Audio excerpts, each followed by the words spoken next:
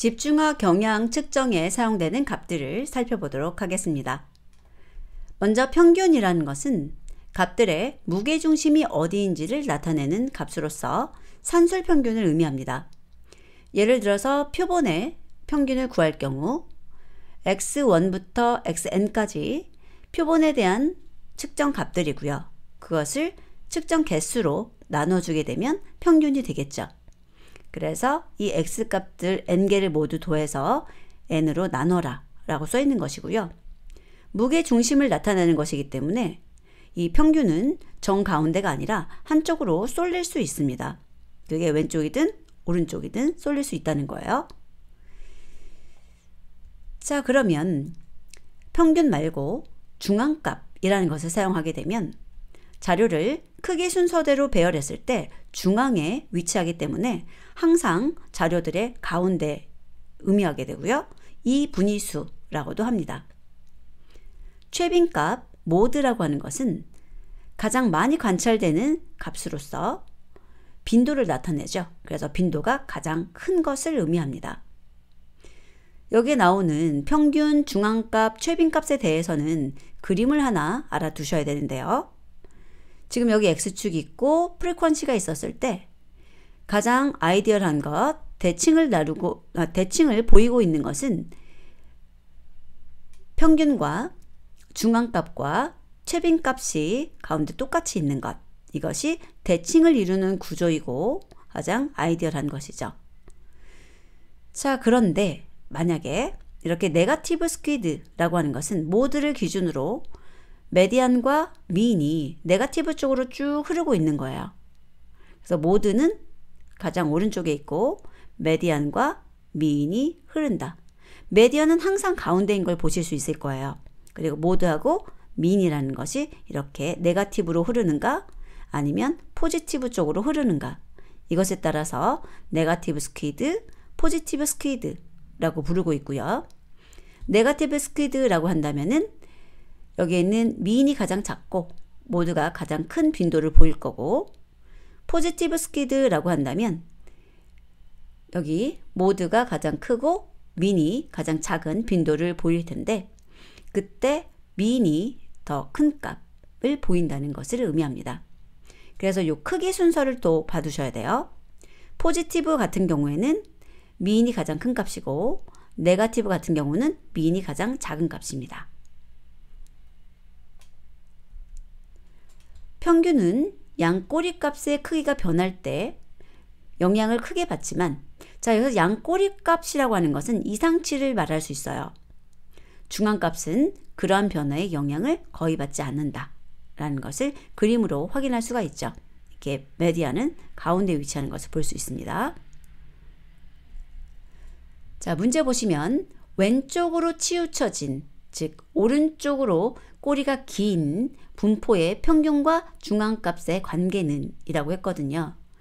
자, 왼쪽으로 치우쳐져서 오른쪽으로 꼬리가 길다 라고 나오는 것은 포지티브죠. 포지티브 스퀴드라고 하는 것은 평균값이 중앙값보다 크게 되죠. 그래서 1번에 나와 있는 것이고, 그림으로 다시 확인하자면 이쪽에 나와 있는 거예요. 평균값이 중앙값보다 큰 것. 그래서 왼쪽으로 치우쳐졌다, 오른쪽으로 꼬리가 길다, 요거 포지티브 쪽, 이거는 네거티브 쪽이라는 것 꼭 구분해 두시기 바랍니다. 데이터의 퍼짐 정도를 측정하는 값에 대해서 알아보도록 하겠습니다. 산포도라고 하는 것이 바로 자료의 별량들이, 여기서 별량이라고 한다면 변수라고도 부를 수 있고 어떤 값으로 보시면 돼요. 그래서 여러분들이 측정한 값을 별량으로 보시면 되는데요. 이런 자료의 별량들이 흩어져 있는 정도를 하나의 수로 나타낸 것을 산포도라고 합니다. 이러한 산포도가 크면 변량들이 평균으로부터 멀리 흩어져 있음을 나타내고 변동성이 큰 특징을 가지고 있습니다. 반면에 산포도가 작으면 변량들이 평균 주위에 밀집되어 있다는 것을 의미하고 변동성이 작은 특징을 보입니다. 산포도의 예로는 범위, 사분위수 범위, 분산, 표준편차, 절대편차, 변동개수 같은 것들이 있고요. 자, 다음 편차라고 하는 것에 대해서 알아볼 텐데요. 편차는 어떤 자료의 별량에서 평균을 뺀 값입니다. 그래서 편차라는 것은 별량 빼기 평균이죠. 편차의 총합은 항상 0이고요. 편차의 절대값이 클수록 그 별량은 평균에서 멀리 떨어져 있고 편차의 절대값이 작을수록 평균에 가까이 있는 것입니다. 분산, variance라고 하는 것은 편차의 제곱의 합을 n-1로 나눈 것인데 분산 중에서 이 s제곱으로 나오는 것은 표본의 분산이죠. 바로 통계량이에요.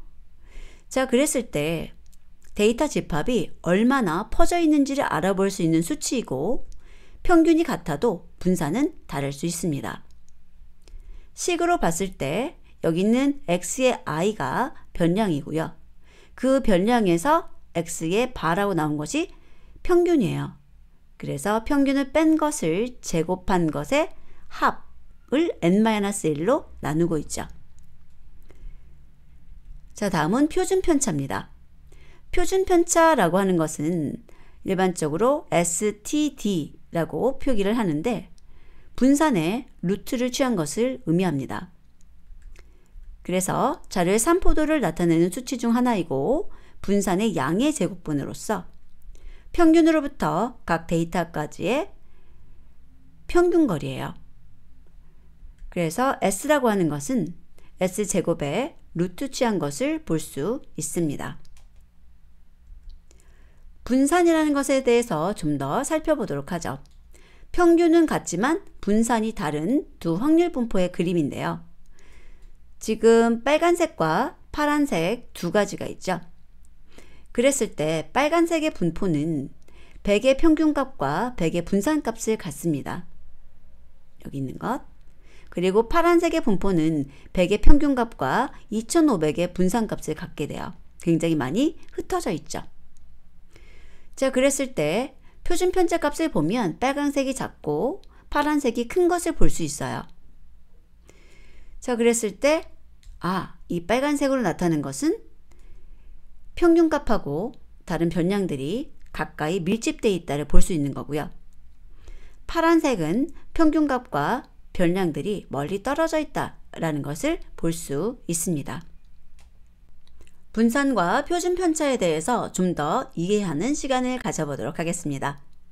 자, 예를 들어서 특정 도시의 10가구를 표본으로 추출해서 자녀 수를 조사한 결과가 000-1122-333이라고 할 때 평균과 분산, 표준 편차를 구해보게 되면 평균은 1.5, 분산은 1.61, 표준 편차는 1.27이 나오게 됩니다. 이때 이것을 해석하는 것을 어떻게 하냐면 특정 도시의 각 가구는 평균 1.5명의 자녀를 가지고 각 가구는 약 1.27명의 자녀를 더하거나 뺀 범위 안에 있을 것으로 예상된다 라고 해주시면 되는 겁니다. 그래서 1.5에서 1.27을 뺀 경우에는 이제 0명, 1.5에서 1.27을 더한 경우에는 3명 정도로 예측을 하게 되는 것이죠. 자, 그리고 분산과 표준 편차가 작을수록 이런 자료값들, 변량들이 평균에 가까이 있다는 것을 의미하고요. 표준 편차나 평균, 분산 이런 것들을 이용해서 미지수인 변량을 구할 수 있다는 것을 의미합니다. 변동계수에 대해서 알아보도록 하겠습니다.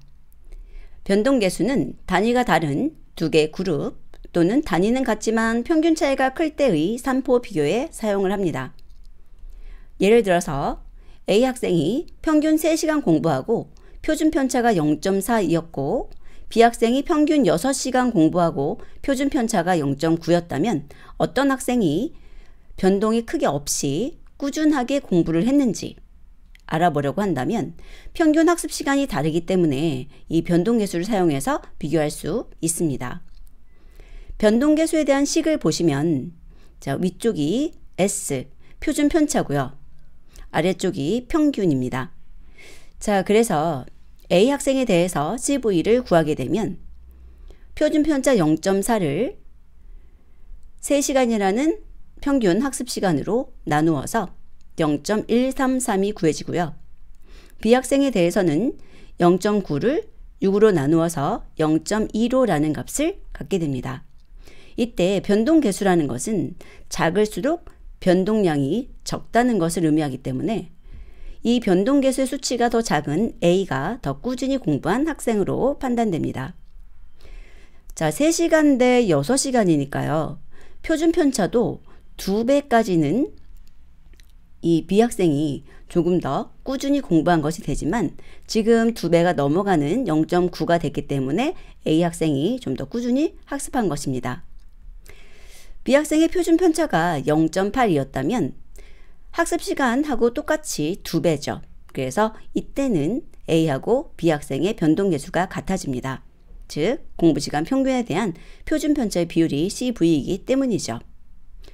이때 변동계수에서는 관측되는 자료가 모두 양수일 때 사용을 하게 됩니다.